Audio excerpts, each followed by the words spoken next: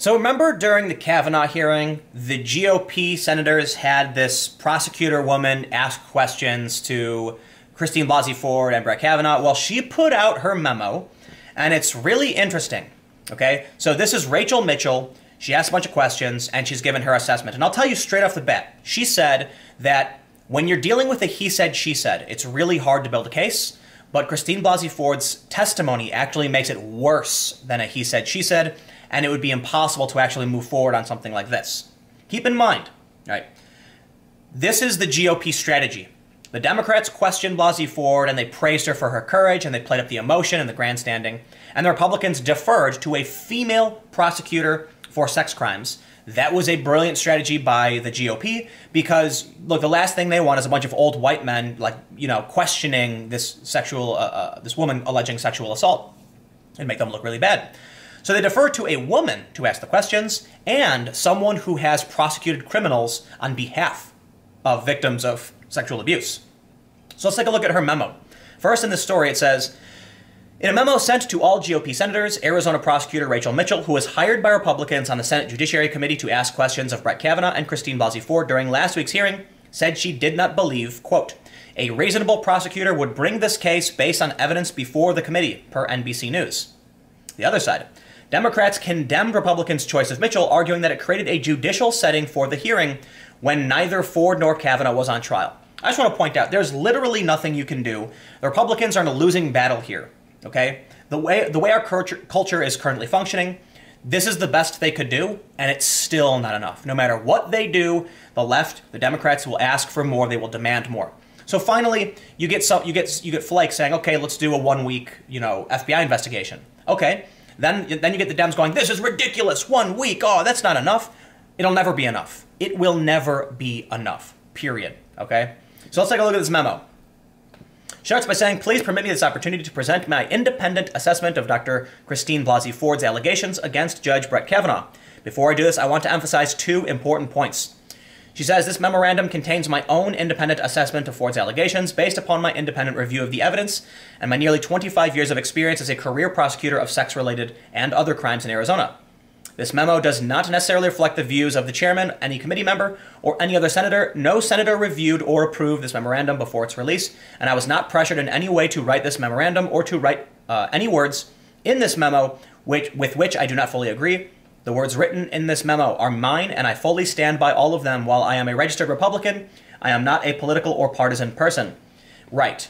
Let's just not play games here. She is a Republican. She was hired by Republicans. She's from Maricopa County. She's probably going to have a bias.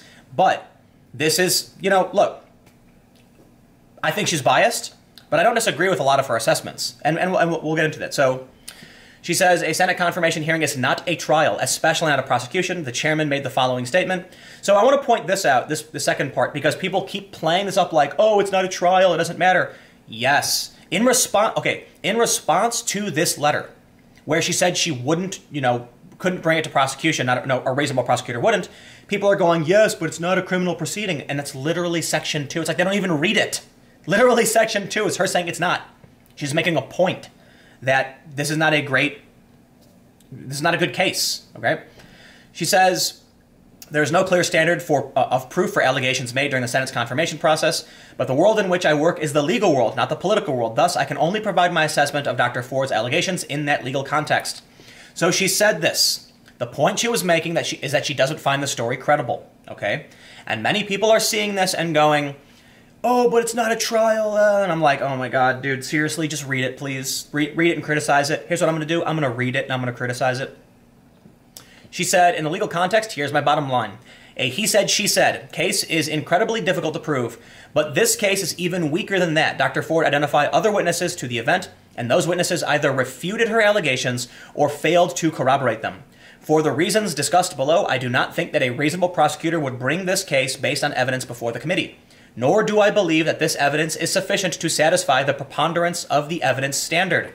My word, a preponderance of evidence is not even beyond a reasonable doubt. Dr. Ford has not offered a consistent account of when the alleged assault happened. So she says that in the Washington Post, said mid-'80s. She later said to Feinstein that it was early 80s. Then on her August 7th statement was to the polygrapher said high school, summer, early 80s, but she crossed out the word early for reasons she didn't explain. In a September 16 Washington Post article, she said it happened summer of 1982. Similarly, the September 16th article reported that notes from an individual therapy session in 2013 show her describing the assault as occurring in her late teens, but she told the Post and the committee that she was 15 when the assault allegedly occurred. She has not turned over her therapy records for the committee to review. This is something I want to stress. This is really important. Seriously. Remember this point. They are calling for an FBI investigation.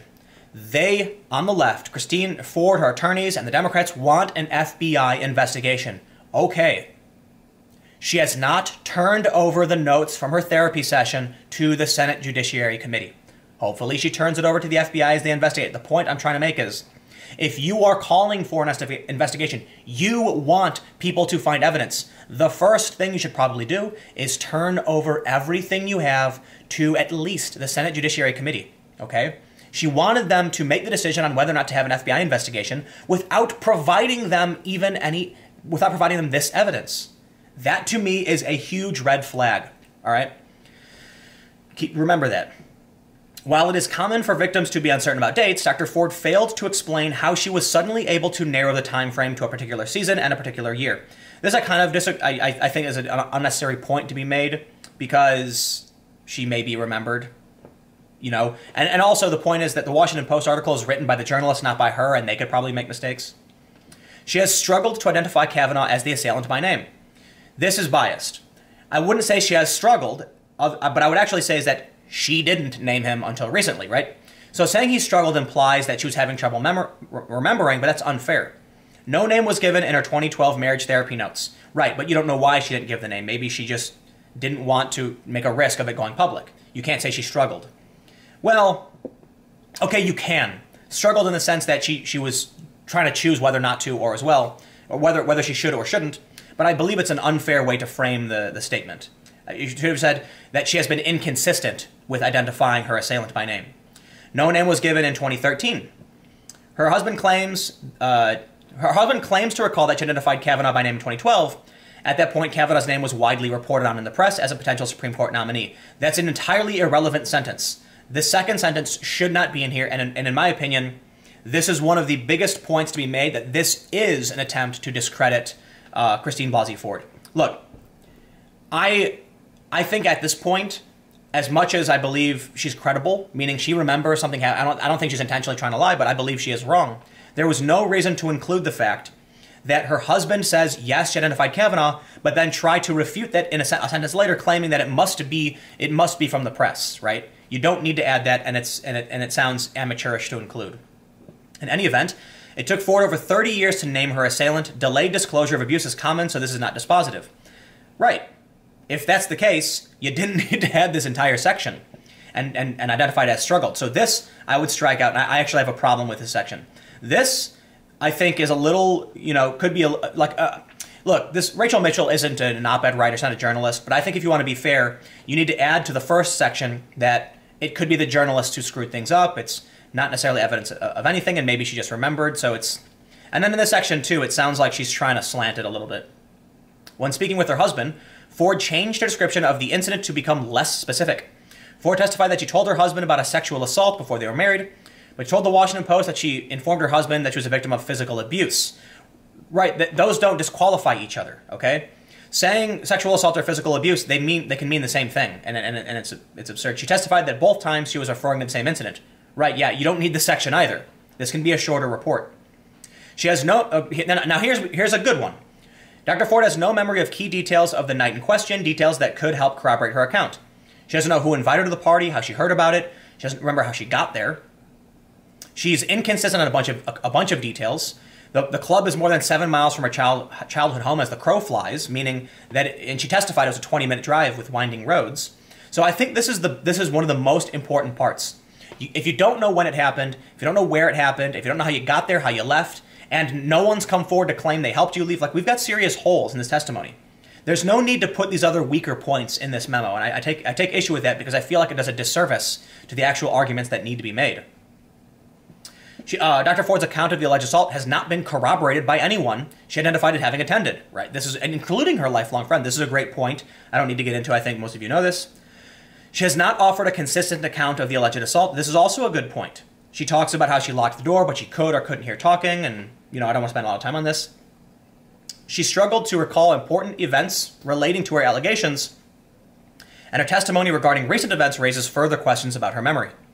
This also to me feels a bit biased, but this one's actually interesting because it says she does not remember whether she showed the Post reporter therapist notes or her own summary of those notes. The Post said that portions of her therapist notes were provided by Ford and reviewed by the Post. But in her testimony, Ford could not recall whether she summarized the notes for the reporter or showed the actual notes. That's a good point. She does not remember if she actually had a copy of the notes when she texted the Washington Post. Yeah, you're getting into such minutia here. It's not, in my opinion, it doesn't help you. This could be much shorter. But often, one thing a lot of lawyers do is they throw everything out as much as possible and let whatever stick, can stick. I want to skip over this because there's a really important point that's made. I think it might be here. It says, Dr. Ford's description of the psychological impact of the event raises questions.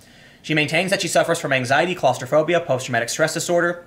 The date of the hearing was delayed because the committee was informed that her symptoms prevent her from flying. But she agreed during her testimony that she flies fairly frequently for her hobbies and work. She flies to the Mid-Atlantic at least once a year to visit family. She has flown to Hawaii, French Polynesia, and Costa Rica. She also flew to Washington, D.C. for the hearing. And she claimed that she overcame her fear to come to Washington. This to me sounded like it was coached. Like, they didn't want to come for the first hearing. They wanted to delay it as long as possible. And then when she was called out, they were probably like, if they call you out on it, just say you were scared. But then we realized she flies regularly. So clearly she's not too scared, right? She alleges that she struggled academically in college, but she has never made any similar claims about her last 2 years of high school. Yeah, that doesn't prove anything. Look, I think this memo is actually kind of bad because there's too much in here that doesn't need to be in here and actually makes it sound like you're just trying to discredit her instead of actually challenge her ideas. Challenging someone's ideas and just trying to discredit someone, they're different, right? They do have overlap. But the important thing is to point out the flying, the memory gaps, and then say, listen, if everyone, and the people denying knowledge of the party, because then you can say, not only do we have no evidence, your testimony is inconsistent, you can't remember details of the attack, and you lied about flying. Like, I'm sorry. A reasonable person, in my opinion, would believe this was a lie. When she claimed she was scared to fly, but then claimed she flies once a year and flies super long flights like Costa Rica, Hawaii, those are long flights, right? I'm sorry, I'm going to have to call that out and say that's a lie. Because if she's claiming her civic duty was to speak out about Kavanaugh, but she was too scared to overcome her fear of flying to come to D.C., but she's willing to overcome her fear of flying to go to Hawaii, then it's civic duty. Then either it's not a civic duty, and you're doing it for some other reason, because I would imagine at least civic duty is above going on vacation, right? Or you're just not scared, right? So I believe this is maybe lie is a little strong, but I feel like she's not trustworthy after something like this. And so then you basically have a timeline of events from the memo. So look, the final thing I want to say is that this is getting passed around. There's a lot of silly arguments against it from people who haven't read it, claiming that, oh, this isn't a criminal proceeding. Why are we even talking about this? She's a prosecutor. And I'm like, look, read it because it's the first thing she says, okay? But then I also believe it's fair to say that there are certain things in there that are trying to paint Ford in a negative light. And the woman admits she's a Republican. But to her credit, she admits she's a Republican, okay? So I think that's fair. And I don't think it's unfair that she included certain things necessarily, as a whole. Some of the things I think she shouldn't have put in here because they're an unfair characteristic, like saying that she struggled to identify Kavanaugh. Yes, you could argue that, but I feel like it paints a misleading picture. But, overall, I can understand why she's going to do it, but I think certain things were included in here because of a bias, and that can be bad, because it's going to make it harder to convince moderates when they see this and they say, why would you say she struggled? That's not fair, right? So anyway, there's the memo. This was the strategy of the GOP, so naturally people aren't going to they're not going to believe it anyway. People on the left are going to say, so what? And it is what it is. It's got citation. She made her point, and this is the official assessment. So there you go. The last thing I'll say is the left has made a huge mistake going after Kavanaugh for these things. They should have gone after his record, and they didn't.